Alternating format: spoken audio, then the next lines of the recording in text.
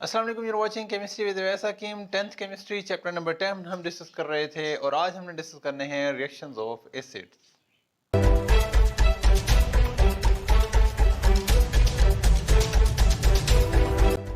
वैसे तो एसिड्स के बहुत सारे रिएक्शन हैं, लेकिन आपके चैप्टर के अंदर सिर्फ कुछ 4-5 रिएक्शन ऑफ एसिड डिस्कस किए हुए हैं, तो उन्हीं को हम ज़रा डिटेल में डिस्कस करेंगे। सो फर्स्ट ऑफ ऑल हम डिस्कस करेंगे reaction of acid with metals. पहला पॉइंट हमने डिस्कस करना है reaction of acid with metals. So हमारे पास कौन कौन सी मेटल हो सकती हैं जो एसिड के साथ रिएक्ट करेंगी। उसमें हमारे पास है जी मैग्नीशियम, हमारे पास है कैल्शियम, हमारे पास है सोडियम, अगर अवेलेबल हो हमारे पास जिंक, सिल्वर, गोल्ड। तकरीबन अल्कली मेटल सारी और अल्कलाइन अर्थ मेटल भी और क्वाइनेज मेटल भी रिएक्ट करती हैं एसिड के साथ और डिफरेंट रिएक्शन देंगी, बट साल्ट डिफरेंट होगा। एक चीज़ सेम होगी, वो होगी हाइड्रोजन गैस। जब भी एसिड रिएक्ट करेगा मेटल के साथ तो प्रोड्यूस करेगा ऑक्सीजन और उस मेटल का रिस्पेक्टिव साल्ट। डिपेंड करता है एसिड कौन सा, जरा देखेंगे रिएक्शन आपको समझ आएगी। तो पहले हमारे पास है जी एक एसिड HCl। अब इसमें जो H है मैं उसको ब्लू से शो कर रहा हूं। बेसिकली एसिड जब रिएक्ट करता है तो एसिड देता है प्रोटॉन। एसिड की प्रॉपर्टी है प्रोटॉन देना, ये हमने पढ़ा हुआ डिटेल से कि एसिड की प्रॉपर्टी ये है कि एसिड ने प्रोटॉन देना है रिएक्शन के अंदर। सो एसिड इस प्रोटॉन को लूज करेगा। ओके, ठीक हो गया। अब इसका रिएक्शन अगर हम देखें सोडियम मेटल के साथ तो सिंपली क्या होगा, ये सोडियम और ये क्लोरीन आपस में मिल जाएंगे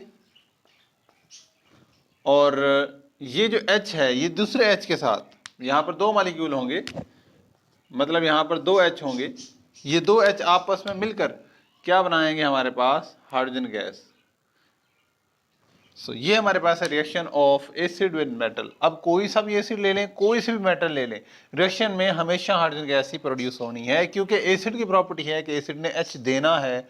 और हम कुछ और एग्जांपल देख लेते हैं। फॉर एग्जांपल हम रिएक्शन करवा रहे हैं जिंक के साथ और यहाँ पर हमने लिया हुआ है सल्फ्यूरिक एसिड। सल्फ्यूरिक एसिड का फार्मूला होता है H2SO4। तो यहाँ पर क्या बनना है देखिए, जिंक क्या करेगा, यहाँ से एसिड ने H2 छोड़ देना है, बाकी जो रिमेनिंग पार्ट होगा वो मेटल के साथ जुड़ जाएगा। सो यहाँ बन जाएगा जिंक सल्फेट और यहाँ पर बनेगी हाइड्रोजन गैस। सिंपल बात हमें समझ आई कि एसिड का जो भी रिएक्शन होगा किसी मेटल के साथ, उसमें मेटल कोई भी हो, हाइड्रोजन गैस प्रोड्यूस होनी है। एसिड ने अपना H दे देना है और रिमेनिंग पार्ट जो एसिड का होगा वो मेटल के साथ कंबाइन हो जाएगा, just like in this example. एक और हम देख लेते हैं। फॉर एग्जांपल मैग्नीशियम मेटल के साथ हम रिएक्शन करवाते हैं HNO3 का। यहाँ पर क्या होगा हमारे पास, सॉरी सिर्फ हाइड्रोजन लिखना था। ये जो नाइट्रेट ग्रुप है ये मैग्नीशियम के साथ कंबाइन हो जाएगा और बनाया जाएगा मैग्नीशियम नाइट्रेट MgNO3 ट्वाइस, और यहाँ पर बनेगी हाइड्रोजन गैस।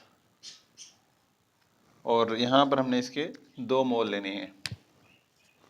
किसी भी एसिड का रिएक्शन आप किसी भी मेटल के साथ लिखेंगे, प्रोडक्ट में आपके पास एक चीज़ कांस्टेंट रहेगी और वो है हाइड्रोजन गैस, दूसरा आपके पास रिस्पेक्टिव साल्ट बनेगा। नेक्स्ट हमारे पास है reaction of acid with carbonates and bicarbonates. Carbonates and bicarbonates.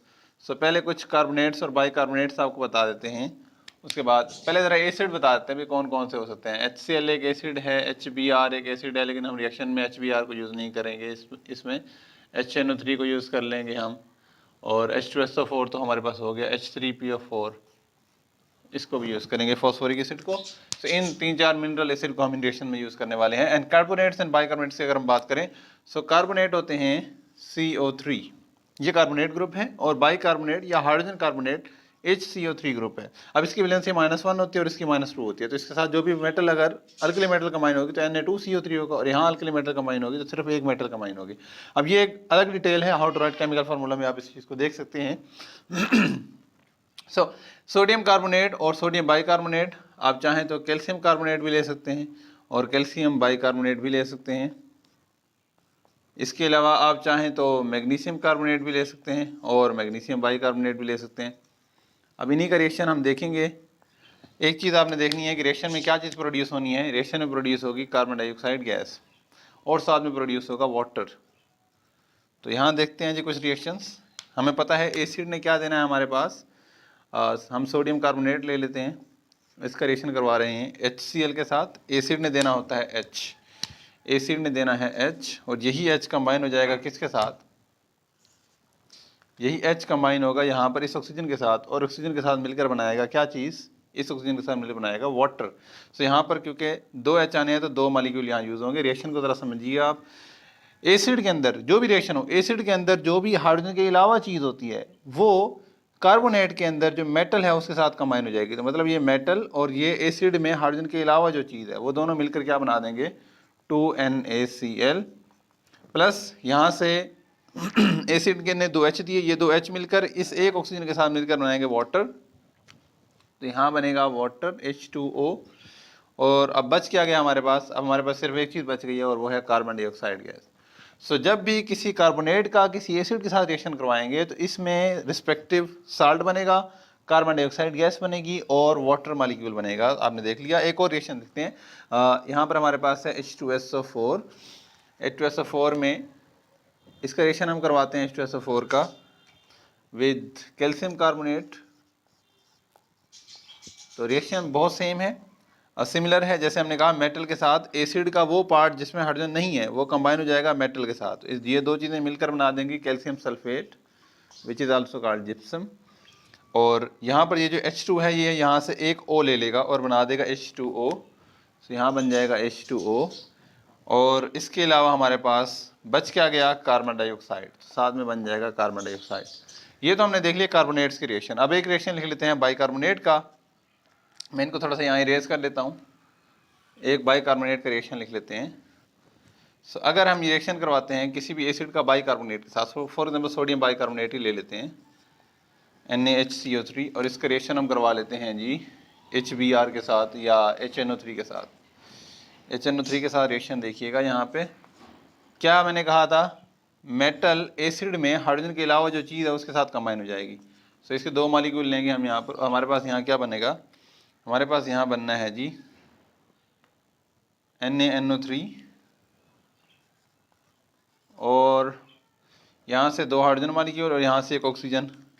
बल्कि यहाँ से 2 नहीं आएंगे, यहाँ से सिर्फ एक आएगा, एक यहाँ से आएगा। इसको मैं ब्लू से लिख देता हूँ। और यहाँ से एक ऑक्सीजन। देखें ये वाले 2 हाइड्रोजन और यहाँ से एक ऑक्सीजन मिलकर क्या बना देंगे, वाटर। और हमारे पास अब बच क्या गया, बच गया हमारे पास कार्बन डाइऑक्साइड, और वो भी साथ हमारे बन जाएगा यहाँ पर। सो एक और एग्जाम्पल लिख लेते हैं। उसमें हम ले लेते हैं जी मैग्नीशियम बाइकार्बोनेट। ओके, ये मैग्नीशियम बाइकार्बोनेट है। इसका रिएक्शन हम करवा लेते हैं सल्फ्यूरिक एसिड के साथ। तो या फॉस्फोरिक एसिड को यूज़ ही नहीं किया, उसको यूज़ कर लेते हैं H3PO4। यहाँ थोड़ा सा बैलेंसिंग का मसला हो सकता है, बाकी कोई प्रॉब्लम नहीं है। सो मैग्नीशियम फॉस्फेट बनेगा। हमने यही बात की ना, H के अलावा जो चीज़ होगी वो मेटल के साथ मिल जाएगी। सो यहाँ पर बनेगा मैग्नीशियम फॉस्फेट। वैलेंसी को ज़रा ध्यान में रखना है, मैग्नीशियम की वैलेंसी 2 होती है और फॉस्फेट की 3, तो इसलिए Mg3PO4 ट्वाइस बनेगा। So this is magnesium phosphate. और हमारे पास क्या बनना है, यहाँ से H और यहाँ से H, इसको भी बना लेते हैं जी हम ब्लू से। यहाँ से H और यहाँ से H मिलकर क्या बनाएंगे, वाटर। यहाँ से ज़रा देख लेते हैं, 3 H यहाँ से है, 1 H यहाँ से, तो हमारे पास 2 मॉलिक्यूल ऐसे बनेंगे। प्लस हमारे पास बच क्या जाएगा यहाँ कार्बन डाइऑक्साइड, और कार्बन डाइऑक्साइड के भी 2 मॉलिक्यूल बनेंगे। होप सो ये बैलेंस हो गया होगा, बट सॉरी बैलेंस नहीं हुआ, 3 मैग्नीशियम है यहाँ पर, तो हमें यहाँ 3 लिखना पड़ेगा। सो अब तकरीबन ये काफ़ी हद तक बैलेंस हो चुका है। सो ये हमारे पास रिएक्शन है with metals and with carbonates and bicarbonates. अगला रिएक्शन देखते हैं हम विद बेस के साथ रिएक्शन देखेंगे, और हम रिएक्शन देखेंगे विद सल्फेट्स एंड सल्फाइड्स। सो अगला रिएक्शन है हमारे पास विद एसिड के रिएक्शन देखेंगे विद बेस, और कुछ बेसिस मैं लिख देता हूँ ताकि हम उन्हीं के साथ रिएक्शन करवाएंगे। सोडियम हाइड्रोक्साइड एक बेस है, कैल्शियम हाइड्रोक्साइड भी एक बेस है, मैग्नीशियम हाइड्रोक्साइड और लिथियम हाइड्रोक्साइड भी एक बेस है, एल्युमिनियम हाइड्रोक्साइड भी एक बेस है, एल्युमिनियम हाइड्रोक्साइड भी एक बेस है। ठीक हो गया, थोड़ा इस बार आएगा। तो इनके साथ, इनमें से कुछ मेटल के साथ हम कुछ एसिड का रिएक्शन करवाएंगे। ये हमारे पास आ गया एक एसिड, ये दूसरा, ये तीसरा, ये एक और एसिड, यहाँ पर भी एक और एसिड ले लेते हैं जी। इसको यहाँ लिख देते हैं। ओके जी, कुछ एसिड का नाम लिख लेते हैं। पहले हमारे पास HCl आ गया, H2SO4 आ गया, H3PO4 आ गया, HNO3 आ गया, H2SO4, और यहाँ पर आ गया एसिटिक एसिड CH3COOH। ओके, अब हम इनके रिएक्शन लिखेंगे। पहला का रिएक्शन लिख लेते हैं हम NaCl के साथ, और सॉरी NaCl के साथ क्यों लिख रहा हूँ मैं, बेस के साथ करवाना है तो NaOH के साथ। दूसरे का रिएक्शन लिख लेते हैं मैग्नीशियम हाइड्रोक्साइड के साथ, इसका रिएक्शन लिख लेते हैं जी एल्यूमिनियम हाइड्रोक्साइड के साथ, इसका रिएक्शन लिथियम हाइड्रोक्साइड के साथ, एक ही होगा LiOH लिख दें सिंपली, और इसका रिएक्शन लिख लेते हैं जी सोडियम हाइड्रोक्साइड के साथ। अब ज़रा रिएक्शन देखते हैं कि क्या बनेगा प्रोडक्ट। जब भी बेस के साथ रिएक्शन होता है जो न्यूट्रलाइजेशन रिएक्शन होता है, और न्यूट्रलाइजेशन रिएक्शन में अब एसिड ने तो H के अलावा बाकी जो चीज़ होगी वो मेटल के साथ मिल जाएगी, ठीक है। Na और Cl मिलकर क्या बना देंगे, NaCl, और H और OH मिलकर बना देंगे वाटर। तो इसको लिख लेते हैं जी H2O, यहाँ क्या बन जाएगा H2O। तो एसिड और बेस न्यूट्रलाइजेशन रिएक्शन होता है और इसमें एक साल्ट बनता है और एक वाटर बनता है। तो यहाँ पर भी एक साल्ट बनेगा Mg, और ये SO4 मिलकर बना देंगे MgSO4, प्लस यहाँ पर OH और यहाँ पर H मिलकर बना देंगे वाटर मॉलिक्यूल। तो मैं अभी ब्लू से नहीं लिखता, इससे लिख लेते हैं जी। ओके, यहाँ देखें तो ये एल्यूमिनियम और एसिड में हाइड्रोजन के अलावा जो चीज़ है वो मिलकर बना देंगे एल्यूमिनियम फॉस्फेट AlPO4, और प्लस यहाँ पर बन जाएंगे 3H2O। और यहाँ देखें तो आपके पास लिथियम और एसिड में हाइड्रोजन के अलावा जो चीज़ है वो मिलकर बना देंगे लिथियम नाइट्रेट प्लस H2O। और यहाँ पर एसिड में हाइड्रोजन के अलावा जो चीज़ है, हाइड्रोजन के अलावा ये पूरी बड़ी सारी चीज़ है, इसी को लिखेंगे हम। सो हमारे पास ये बन जाएगा सोडियम एसिटेट CH3COONA, प्लस हमारे पास यहाँ क्या आना है H और OH मिलकर बना देंगे H2O। So these are the reaction of acid with base. बड़ी आसान सी बात है, न्यूट्रलाइजेशन रिएक्शन है, एसिड का बेस के साथ रिएक्शन न्यूट्रलाइजेशन होता है। इसमें एसिड ने H दे देना है, बेस ने OH दे देना है, बाकी जो चीज़ बचेगी वो साल्ट बना देगा। नेक्स्ट हमारे पास रिएक्शन है एसिड का विद सल्फाइड्स। सल्फाइड्स के साथ रिएक्शन देखें हम, सल्फाइड्स और by sulphides, sulphides and by sulphides. Okay, so sulphides में हमारे पास होते हैं SO3 और बाई सल्फाइड होते हैं SO3 नहीं HSO3। जैसे कार्बोनेट्स और बाई कार्बोनेट्स होते हैं वैसे ही सल्फाइड्स एंड बाई सल्फाइड्स हैं। अच्छा, यहाँ पर कुछ एग्जांपल लिख लेते हैं सल्फाइड्स की। जैसे कि हमारे पास अगर सोडियम सल्फाइड है तो Na2 होगा, और ये सोडियम बाई सल्फाइड है तो NaHSO3 होगा। और यहाँ पर हम कैल्शियम सल्फाइड भी लिख सकते हैं, और यहाँ पर कैल्शियम बाई सल्फाइड भी लिख सकते हैं, just like carbonates and by carbonates. Carbonate और बाई कार्बोनेट की तरह ही है सल्फाइड्स एंड बाई सल्फाइड, और रिएक्शन भी वैसा ही है तकरीबन। कुछ रिएक्शन हम लिख लेते हैं इनके। जैसे कि हमारे पास है एक एसिड ले लेते हैं जी HCl, एसिड में H ऐसा लिखना है हमने, HCl का रिएक्शन करवा लेते हैं, H2SO4 का रिएक्शन करवा लेते हैं। बस दो रिएक्शन काफ़ी है मेरे ख्याल से। एक का रिएक्शन हम सल्फाइड के साथ करवा देते हैं और एक का बाई सल्फाइड के साथ। इसका रिएक्शन करवा लेते हैं सल्फाइड के साथ, और इसका रिएक्शन करवा लेते हैं जी बाई सल्फाइड के साथ। तो ये हमारे पास आ गया NaHSO3। ओके, सो पहले समझ लें कि इनमें बनता क्या है। जब सल्फाइड्स और बाई सल्फाइड्स में, जब कार्बोनेट्स और बाई कार्बोनेट्स का रिएक्शन हुआ तो कार्बन डाइऑक्साइड एंड वाटर बना था, और यहाँ पर भी सल्फर डाइऑक्साइड और वाटर बनेगा। सो देखिएगा ज़रा, एसिड में H के हाइड्रोजन के अलावा जो भी चीज़ होती है वो मेटल के साथ मिलती है, ये पहले बात हो चुकी है। तो Na और Cl ने मिलकर क्या बना देना है NaCl, प्लस एसिड का ये वाला H, दो यहाँ H होने चाहिए, दो H यहाँ से और एक को यहाँ से, क्या बना देंगे वाटर। दो H और एक O क्या बन गया वाटर। यहाँ बच क्या गया SO2, क्या बच गया यहाँ पर SO2, तो इसको सिंपली यहाँ लिख देंगे SO2 यहाँ बच गया। सो बैलेंस करने के लिए यहाँ पर 2 लगा दें, बैलेंस हो गया। यहाँ देखें तो एसिड में एसिड में हाइड्रोजन के अलावा जो भी चीज़ होती है वो मेटल के साथ मिल जाती है। तो सोडियम और सल्फेट मिल जाएंगे आपस में, तो बनेगा सोडियम सल्फेट Na2SO4, प्लस यहाँ से हाइड्रोजन और यहाँ से हाइड्रोजन, ये दोनों मिलकर क्या बना देंगे वाटर। प्लस अब ये देखिए H और ये H आया और यहाँ से O आया, बच क्या गया यहाँ पर, एक O तो निकल गया, बाकी बच गया SO2, तो यहाँ से बन जाएगा SO2। और अगर इसको हम बैलेंस करना चाहें तो हमारे पास यहाँ पर 2 हाइड्रोजन और एक 3 हो गए, यहाँ 2 लगा दें तो यहाँ भी 2 लगा सकते हैं, बैलेंस हो गया।